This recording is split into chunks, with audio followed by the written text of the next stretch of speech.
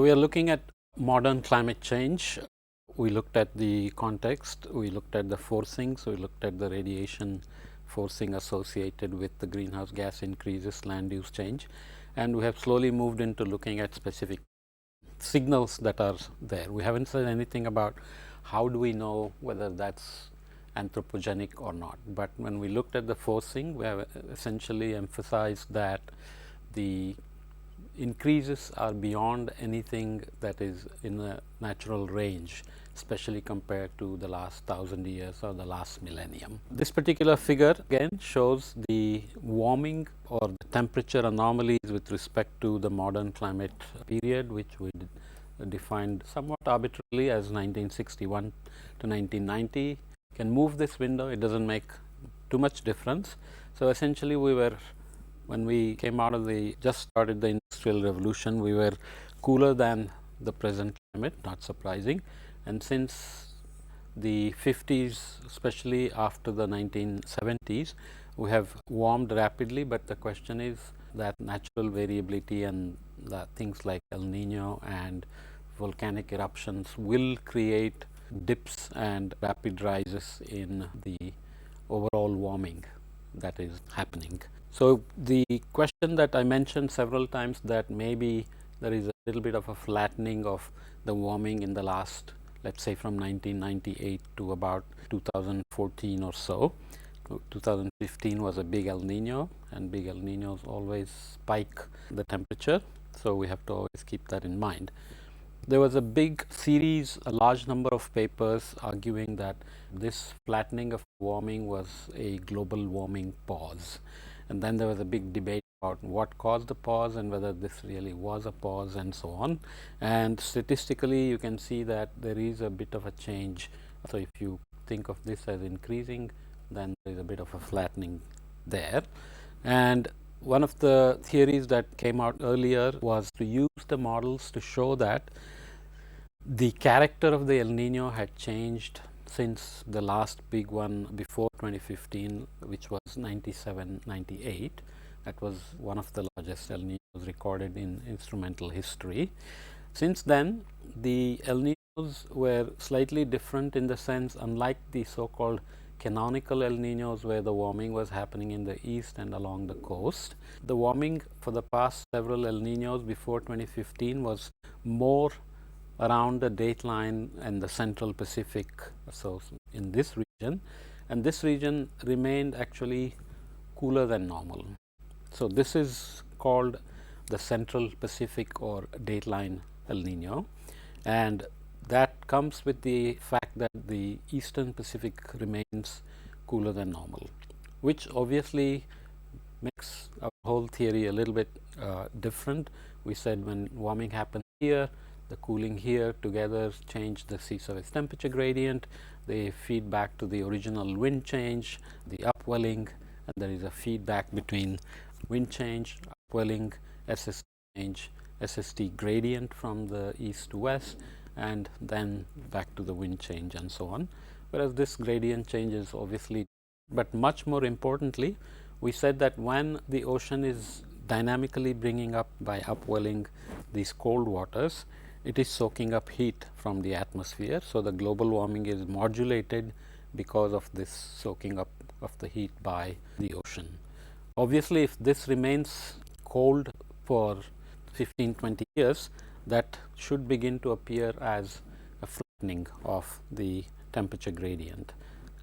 So, that made sense. Since then, there have been many other details that have been found out. So, it is now realized that the excess heat from the Pacific was in fact being pushed into the Indian Ocean. And there is also some new data that claims that the Arctic warming was not effectively included in some of these calculations. So, maybe the flattening was not as strong as it appears here. Nonetheless, these are kind of the internal variabilities that modulate global warming. That should be the main point you can emphasize to the students, that the global warming happen on top of the natural variability, and the critical question, as I said before, is whether the change in the El Nino itself is related to global warming. It is not clear yet because such El Niños have happened before. It's not that every El Niño looked like this. In fact, since 1980s, many of the El Niños looked a little bit more like this.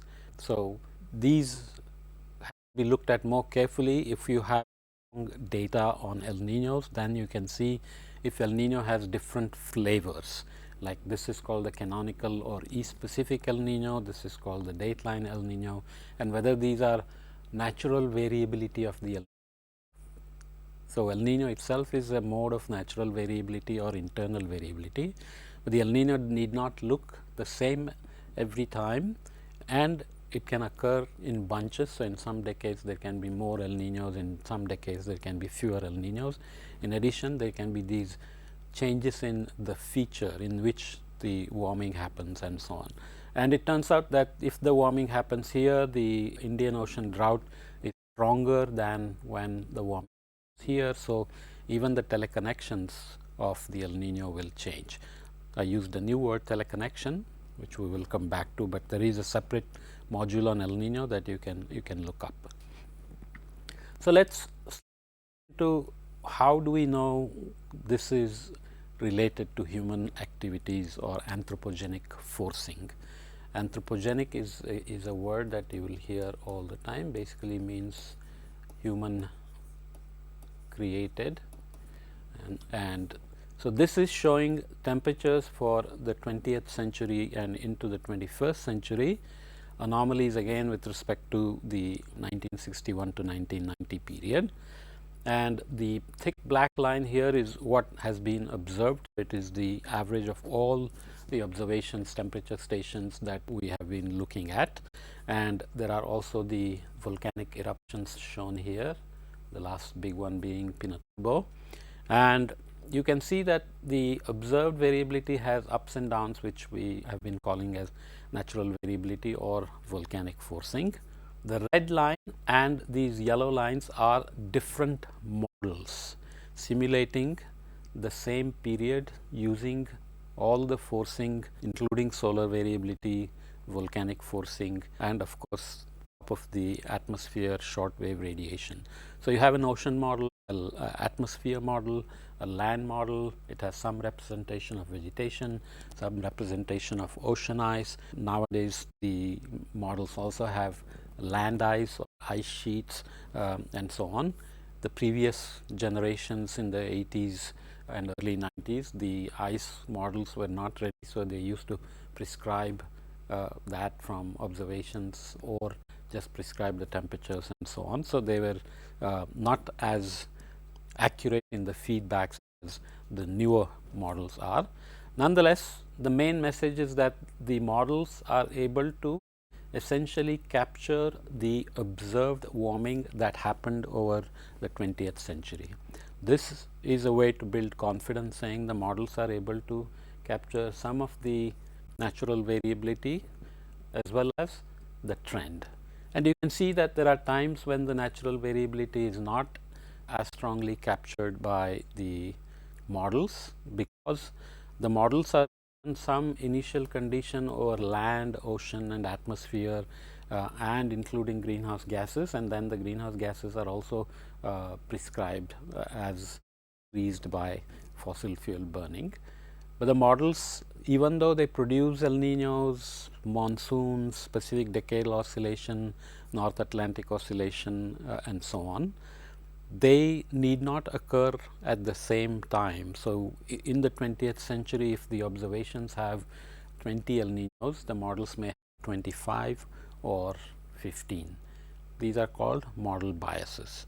But the main point is that given the external forcing in terms of solar variability, volcanoes and greenhouse gases, the models are able to reproduce the observed trend, the observed warming, which is the most critical thing we are looking for. Of course, we have to understand the biases in internal variability, which has to be taken into account not only for interpreting the warming but also for future projections. But once you have a fairly reliable set of models that produce, the models differ from each other in terms of how they do the radiation model, what kind of grid size they use the finer grid size produces better solution, but it takes more computing time. Some have larger grid size, so they are a little bit less accurate.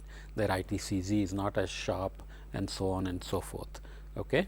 So, what you can do after you have a set of models that are doing a reasonable simulation of the trend is you take out all the man-made forcing like greenhouse gas. So, you fix the greenhouse gases to, let us say, the pre-industrial level, and then see what would be warming if we did not have this increase in greenhouse gases and this additional anthropogenic radiative forcing.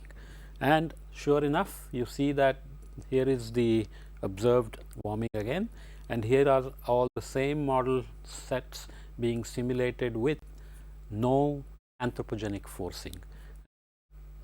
Sure enough, the warming disappears. We cannot do this from observations because the observations have the forcing of the anthropogenic contributions already in them, but it's easy enough to take them out and see where the world would have been if we hadn't been emitting carbon dioxide, methane, nitrous oxide, changing land use, and so on and so forth. So, this is a clear indication that we have detected a warming. So, detection is very clear. We will see evidences that multiple signals of anthropogenic activities are detected, as I said, in land, atmosphere, ocean, biosphere, hydrosphere, and ecosystems, and so on.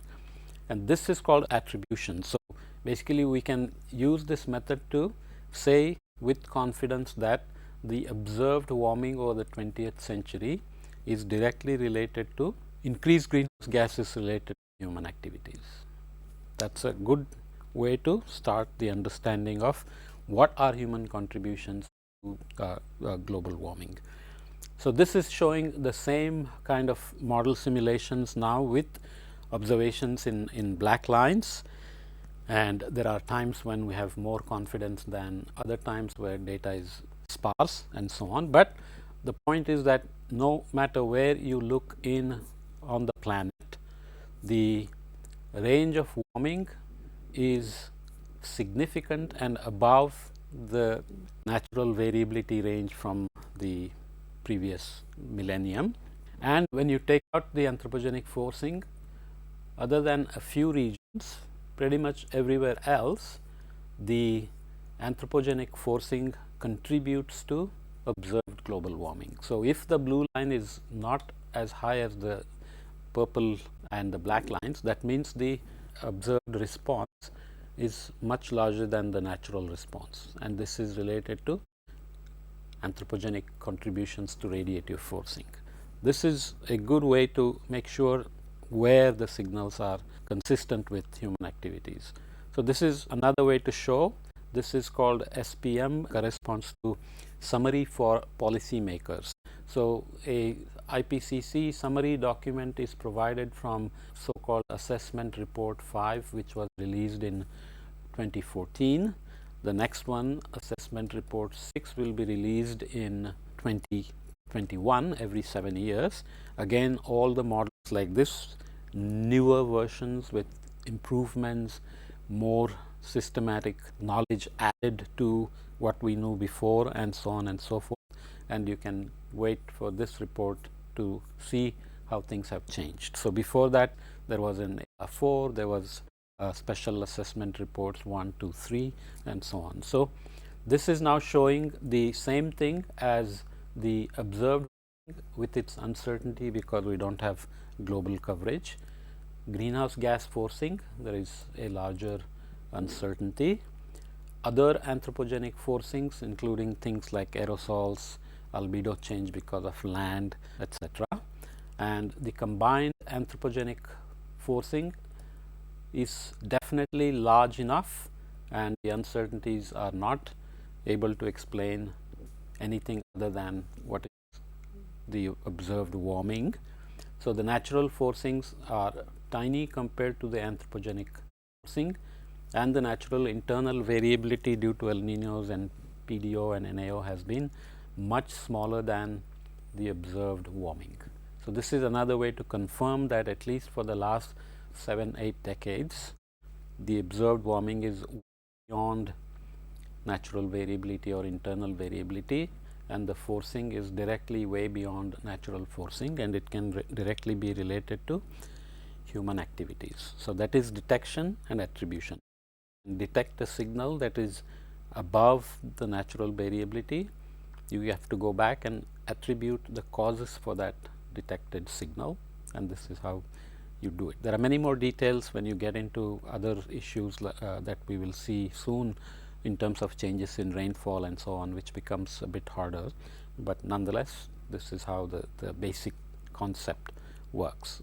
We looked at the increased number of profiles in the ocean, the atmosphere, land temperature, so on and so forth, satellites, ships, the floats and buoys, etc.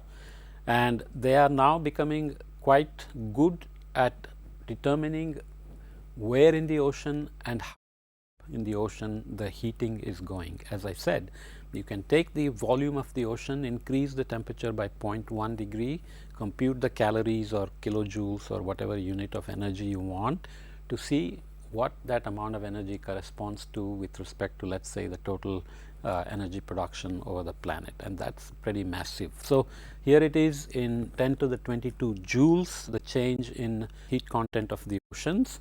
So, 0 to 700 meters, since about the mid 1970s, it began to increase fairly rapidly. It was below the climatology we have defined before that, and 700 to 2000 meters also is increasing, and when you combine land, ice and atmosphere, that is a very tiny fraction compared to what is going into the ocean. You've said this already several times, more than 90% of the global warming heat is going into the ocean, and it's penetrating deeper and deeper, and obviously you know that there has to be patterns of warming, as we will see, because where the waters are sinking in the North Atlantic and off Antarctica, Ross Sea, Weddell Sea and so on, that's where a lot of heat can be taken down along with the deep water formation as well as CO2 and so on. Nonetheless, tremendous energy is being stored in the ocean. Ocean has a high heat capacity, it's deep and it warms slowly compared to the atmosphere, but this also means that the energy is not escaping to space, it is all still within the system. So, over long periods of time, you have to see what happens, because warmer ocean can of course increase the amount of humidity in the atmosphere. What will that do to rainfall, to hurricanes, to the monsoon? What will it do to sea ice, land glaciers, ice sheets and so on and so forth? Those are the more difficult questions. So, with the increased data in more recent periods, we are now able to show that the uncertainty in our estimates is beginning to narrow down. So, we have more and more confidence, because the number of observations is increasing, that the ocean is taking up heat, especially in the upper ocean, and the deep ocean is also taking up more and more heat, and that still remains much larger than the atmosphere, land and ice. So, I think obviously is part of the energy that is being lost. So, when we look at the global warming ups and downs, those energy losses have to be considered, as I already said. So, this is again detection of signals, and we have already convinced ourselves that this is related to anthropogenic forcing. So, here it is showing again the Earth's average temperature since the 1970s, and as I said, there is an argument that the warming rate has flattened since the 1998 El Nino, but after the 2015 El Nino, the question now we are all watching very eagerly is whether warming is going to accelerate back again, because of the canonical or East Pacific El Nino 2015 warmed very heavily around Galapagos and off the coast of South America. So, no more heat being taken up by the ocean like it did between 99 and 2014. So, this is showing the map of ocean temperatures from 0 to 700 meters. You can see the Kuroshio, the Gulf Stream, Labrador Sea, Gin Sea have all warmed up with significant warming in the Southern Ocean, and of course penetration of heat is clear in latitudes where the deep water forms and in the regions where there are gyres, because we said there is upwelling here, whereas in the gyres there is downwelling or convergence. You can easily see this. If you have gyres circulating this way, you put this will be pushed to the right, this will be pushed to the right. That means water is coming to the middle and it is being pushed down, which means there is more warm water. So, the sea level will be higher. When you upwell cold waters, density is higher, so the sea level will be lower. So, I did not mention this before, but during normal times cold temperatures here, warm temperatures here means there is a difference of sea level of 50 centimeters going from near Galapagos to near New Guinea, and on the other hand going from near the equator to the center of the subtropical gyres, there is an increase of almost 2 meters of sea level rise. I am saying that because the trends in sea level we are looking at are in the order of millimeters and centimeters, but these are the mean level differences. Sea level is on top of that. So, it is like you have a uphill going from there to there and there to there, but on top of that you are increasing the slope of the uphill travel. So, that is why you have warm waters going down in the subtropical gyres, where you can also see that convergence means warm waters or temperature contours are going down, whereas where you have upwelling, temperature contours are going up. So, cold water is coming closer to the surface. So, the ocean dynamics is always important for how the heat gets taken up, where it gets taken up, and how it gets redistributed, because it is not the slow diffusion through the water that happens from the surface. It is the dynamic movement of the heat that is much more important, something to keep in mind. So, every time we look at these kind of global mean signatures, we should go back and look at the maps. We will do the same thing for temperatures as well in a minute. So, here is the cumulative sea level change since the Industrial Revolution in inches. You can see that the global mean sea level has increased close to 10 inches, that is over 22 centimeters. Not small, but again you remember this is the global mean. Nobody lives in the global mean sea level. The sea level, because the ocean gyres and upwelling change and the sea level changes, the dynamics of the ocean also changes the sea level differently.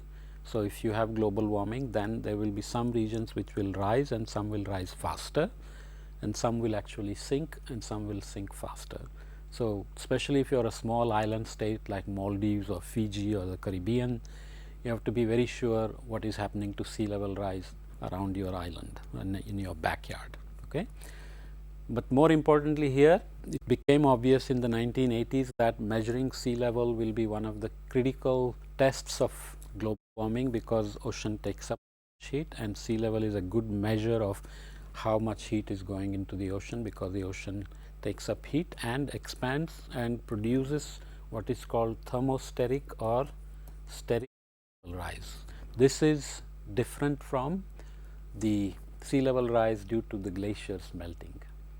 When glaciers melt, the water is distributed into the world ocean, that is called eustatic sea level rise. It is called eustatic because where the ice is sinking, growing and melting, the land will be pushed up and down. So, there is a sea level change because of that. Those adjustments of continents are called isostatic, they are local. It is like a ship, you load with cargo, it goes down a little. So, the level against its outer body changes, that is local. So, isostatic. So, you should, there is a separate module you can look up, isostatic.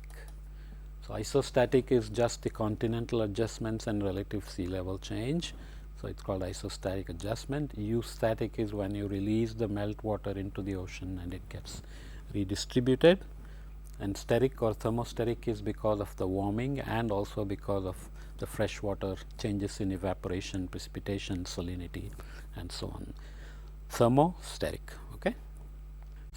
Coming back to the satellites basically were designed to go up in space and shoot a laser at the surface and measure the time travel back. So the satellite is sitting up here, the ocean is here, it shoots a laser, it measures return time but also calibrates against land. There will be a receiver. So you can use these differences in travel time to measure sea level changes of a few millimeters to a centimeter. So the satellite is sitting almost 1400 kilometers up in the atmosphere, way up. It is able to measure sea level change with that accuracy. Remember, there are lots of waves, there are tides, there are these sea level changes from the upwelling region to the warm waters and so on. It can take out all those things and measure sea level change. So you can see here the sea level change since the satellite launch in 1992 is larger than what is estimated from tide gauges. So these are coastal stations on all the continents on the planet, and the satellite is essentially saying that those tide gauges on the coasts are measuring slightly different rate than the satellites.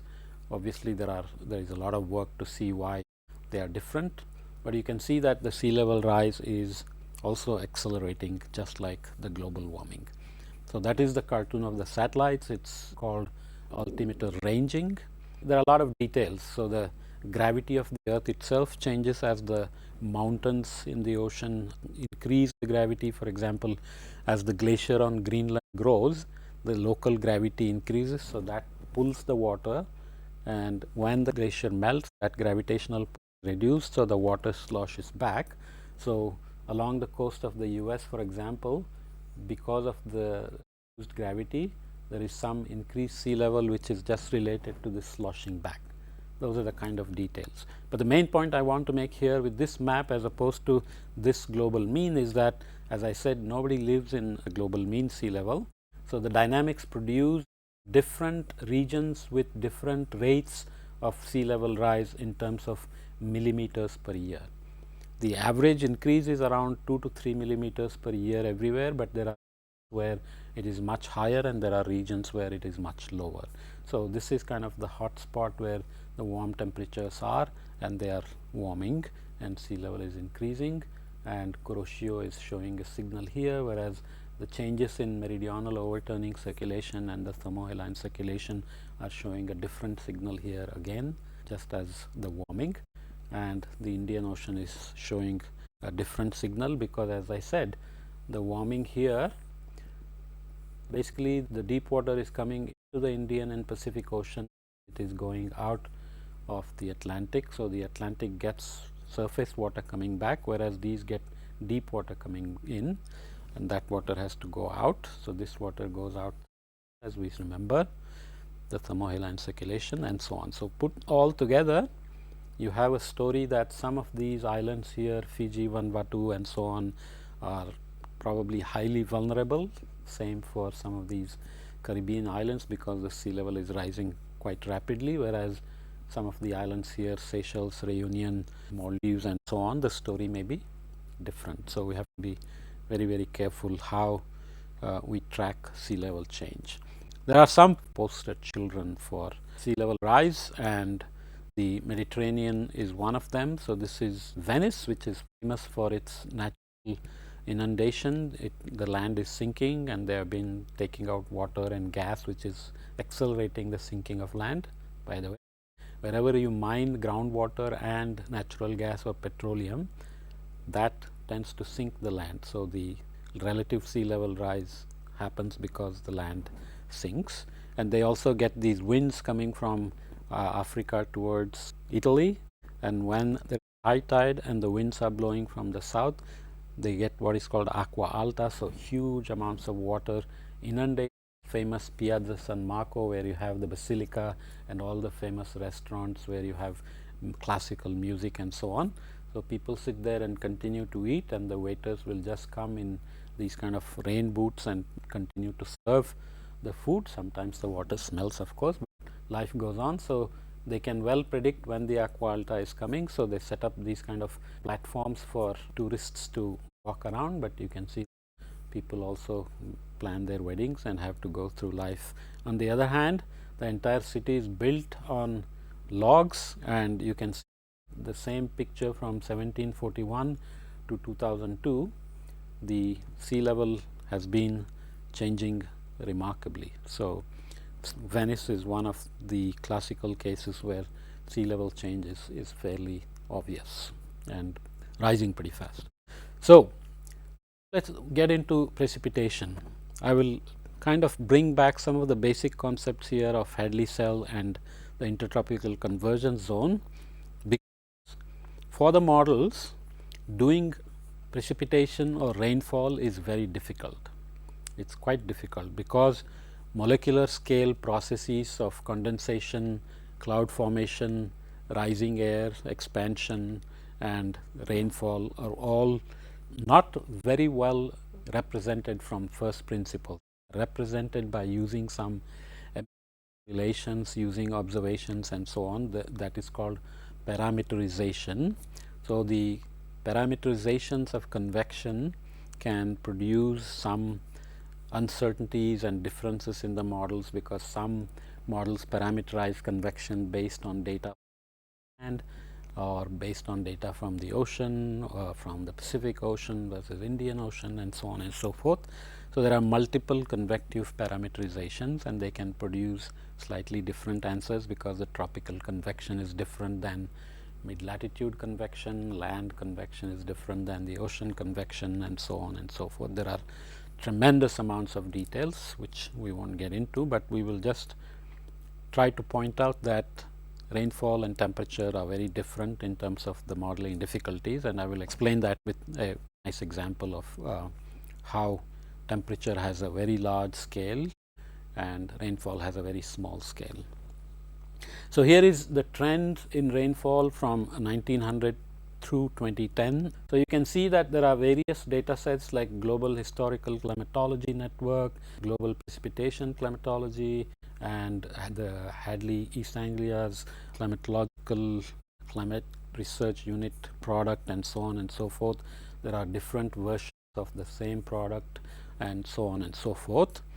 And we are showing in the background the El Nino and La Nina as well. So, the lines here are different estimated precipitation anomalies, and you can see that they mostly agree, and they don't seem to show a very clear trend here in the global sense, which would make sense, because if you are essentially keeping the outgoing shortwave balanced, but you are balancing it with a different temperature and different convection, then in some sense the amount of rain must be related to how much energy is being lost. So, overall locally you can increase and decrease trends, but overall the evaporation and precipitation must balance in a crude way.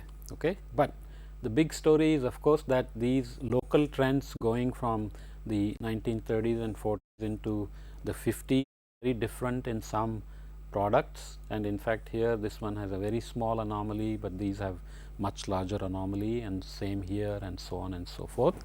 And there are some locals here which are also different in different products. This one is producing much more rapid increase, whereas these are different. So, we will come back and see that the contribution of El Nino again to the precipitation is quite complicated, because as it moves the convection and rising air towards East Africa, South America, East Pacific, from the West Pacific away from Australia and New Guinea, it also has global signatures where monsoon, for example, is typically drier during an El Nino. There are droughts over parts of Africa, parts of Brazil, but there are also in Southwest America, Southeast America, and Chile, Peru, and so on and so forth. So, it redistributes rain globally, which obviously contribute to differences in the estimates, because they could be global coverage or they could be local coverage.